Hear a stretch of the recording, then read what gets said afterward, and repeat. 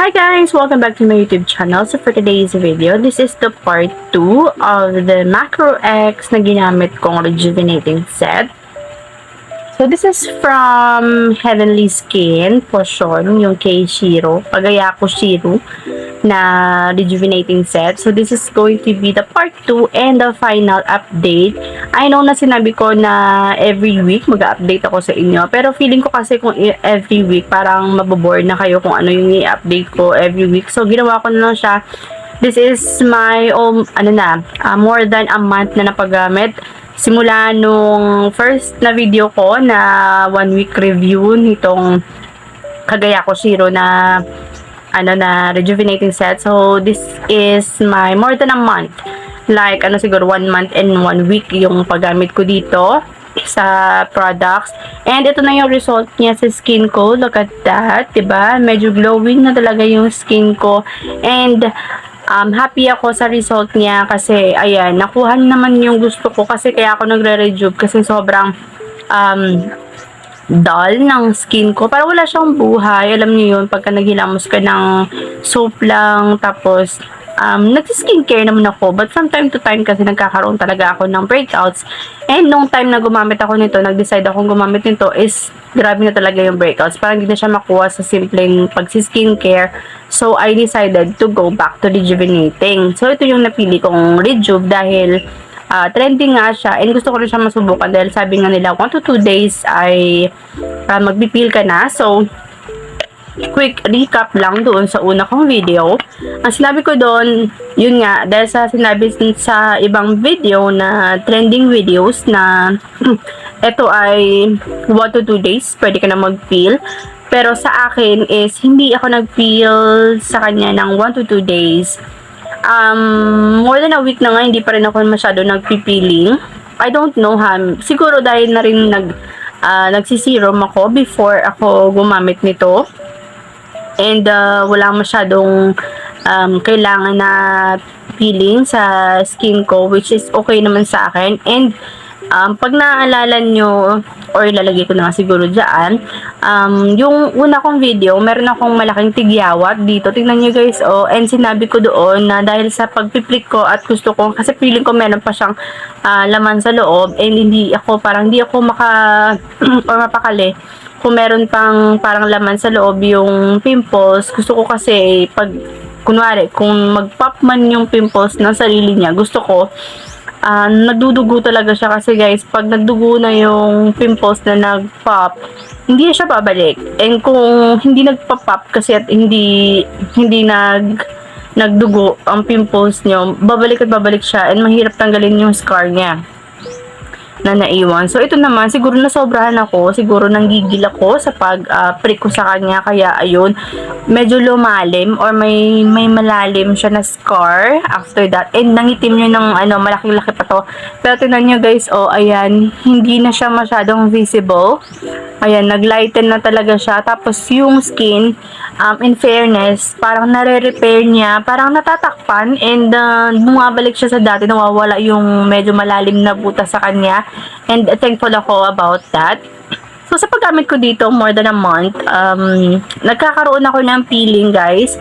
Pero micro-peeling lang yung nangyayari sa akin. And gusto ko yon kasi ayoko na sobra-sobrang peeling. And ang ginagawa ko rin naman sa kanya, guys, kasi talaga, pag inaraw-araw ko yung toner, cream, o lalong-lalo na yung toner dahil umaga at gabi siya gagamitin, ay masyadong namumula and nasasaktan ako. And sabi nga nila, kapag nag-rejuve ka, tiis ganda daw talaga. Pero ako kasi, ayoko sa ganong kasabihan, ayoko sa ganong paniniwala na tiis ganda. Kasi, pagka masakit, huwag mo tiisin. Tigilan mo. Ako kasi ganun ako. Kasi feeling ko, hindi naman natin deserve siguro na masaktan sa pagsi-skincare.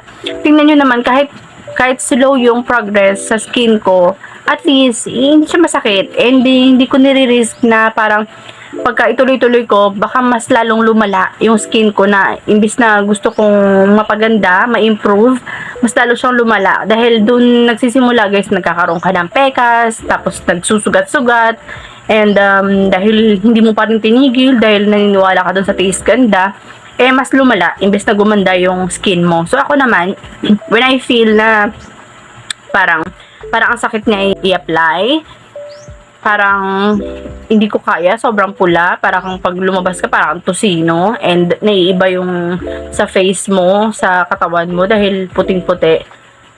No, hindi ko talaga siya itutuloy. Mas maganda kasi guys gawin nyo is pakiramdaman nyo yung skin nyo. Pag nasasaktan kayo, stop muna. Try nyo i-alternate. Kunwari, naglagay kayo ngayon and simula ng paglagay nyo pangalawang beses, masakit-sakit. Sa susunod, wag muna kayo maglagay. Hayaan nyo muna siyang mag-feel, hayaan nyo muna siya na maging okay ulit yung skin nyo bago kayo maglagay ulit. And sa paglagay, dito kasi guys sa sa ganitong product kasi guys, kailangan konti lang talaga ang ilagay mo. And ito nga, more than a month na ako, mga 1 month and 1 week na siguro ako nagagamit, pero hindi pa ako nakakalahati dito. Halos dito pa lang siya, yun pa lang yung pinaka-toner.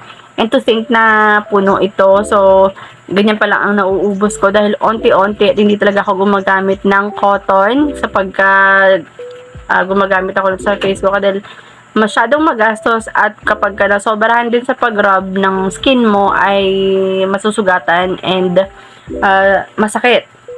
So ito, konti-konti lang. And ang ginawa ko pala guys, dahil pag tumitigil ako or nasasaktan ako, kunwari namumula yung skin ko dahil sa paggamit ko sa kanya, I do spot lang kung saan lang yung gusto kong, nasira ko ngayon takip dito, kaya ayan, naging ganyan na yung itsura ng toner din natatapon. So kunwari gusto kong hindi ako gagamit ngayon ng toner, pero may spot lang ako na gusto ko pang ipalighten, like itong mga spot na to, dahil from time to time nga nagkakaroon din naman talaga ako ng pimples, and hindi natin maiiwasan yun. So, ang ginagawa ko is, naglalagay lang ako ng ganyan. Dinadat ko lang siya. Kunwari, kukuha ako dito. Basain ko lang itong fingers na to. Gaganyahin ko lang siya. Diyan lang talaga guys. Kung saan lang yung spot na gusto kong mag-dry at mabilis na malighten. Yun na ang nilalagyan ko. And, what I like about this product guys is that sa pores, kasi sa paulit-ulit ko na ginagawang mga video guys, ang pinaka-problem ko talaga is yung big pores ko sa face. Sobrang lalaki nila talaga guys, lalong-lalo na sa nose ko. Dahil medyo naaliw ba or na parang nasanay ako na ipiprick ko yung skin ko. And kung may nakikita din akong mga whiteheads sa nose ko, nose area and dito, piniprick ko siya. So sa sobra siguro na ganun ko, every week yata ako nagaganon, parang lumaki yung pores. So yung mga whiteheads and blackheads, parang kitang-kita sila. And I don't like that. So pagkagamit ko naman ito guys, ang pino ng skin ko, and nafe-feel ko talaga na ang glowing niya tingnan kahit na magpulbo ka lang sa umaga. Kasi ang ginagawa ko, pagkagising ko sa umaga, maghihilamos muna ako, tapos babalik ako sa kwarto, maglalagay ako ng sunblock, and maglalagay ako ng pulbo para hindi siya malagkit. Kasi medyo, sobrang kasi pag naglagay ka kasi ng, ng sunblock nila, medyo siya, dahil gel cream siya, parang feeling ko meron akong cellophane sa mukha. So, I don't like that naman. Kasi ayoko gusto natin ng glass skin, pero ayaw naman natin yung parang mukhang pwede na tayong pagpretuhan sa mukha. So, naglalagay ako ng pulbo, and okay siya. As in, swak naman siya. And yung mga peeling, actually, yung meron akong konting peeling, every naglalagay ako ng night cream.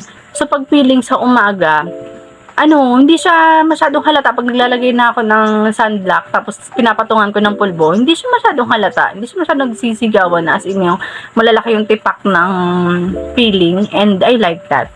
And anyway, ang sabi kasi nila, wag daw maglagay dito banda at dito banda dahil maninipis nga daw, so parang masakit daw yung mga ganun. Pero ako kasi, yung pinaka-problem ko kasi is dyan talaga, dito banda, and dito banda yung mga whiteheads ko. Ewan ko ba ba't nagkaroon ako ng mga whiteheads dito din at dito sa chin ko.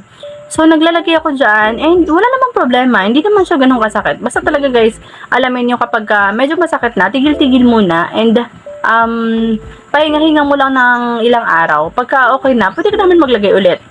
And mas okay nga ito kasi mas matagal nyo siyang magagamit. And sinasabi ko sa inyo guys, kapag nag-rejuvenating kayo, hindi naman ibig sabihin nun na hindi na kayo magkakaroon ng pimples, hindi na kayo magkakaroon ng problem, na kapag natanggal na yung mga scars nyo sa mukha, hindi ibig sabihin nun na hindi na kayo magkakaroon nun kahit kailan. So, magkakaroon pa rin kayo nun. Lalo pagka babae, let's say, meron ka monthly period, minsan talaga nagkakaroon tayo ng ganun. And pag stress ka, pag kulang ka sa tulog, magkakaroon din talaga tayo nun. Pero hindi rin ibig sabihin nun na from time to time nagkakaroon tayo ng ganun dahil hindi naman ibig sabihin na hindi na tayo magkakaroon nun kahit kailan, ay hindi rin ibig sabihin na hindi ka natitigil sa pag-rejuvenating. Titigil ka pa rin guys. And ano mo pa rin, kailangan mo pa rin ipahinga yung face mo.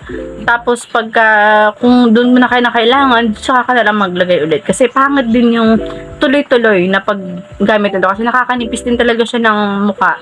So, hindi siya forever. Yung, ano niya, yung effect niya, hindi siya pang forever. But, if you need it, pwede naman. Basta tama ang paggamit mo. So, ayun lang.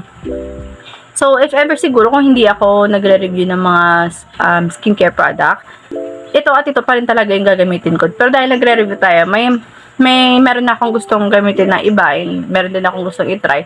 Pero guys, ito is worth it yung money nyo dito. Siguro, dahil different lang naman tayo iba-iba tayo ng klase ng skin, yung iba mabilis sila mag-peel off, yung iba hindi. Sa akin, hindi kasi masyado nag-peel off dahil siguro sa skincare na ginamit ko before, bago ako gumamit nito. But, yung yung effect niya, ang ganda din talaga guys. And worth it yung money nyo dahil meron pa kayong free either sunblock again or na serum. Sunblock, which is very important. Damihan nyo yung maglagay ng sunblock kapag gumagamit kayo nito.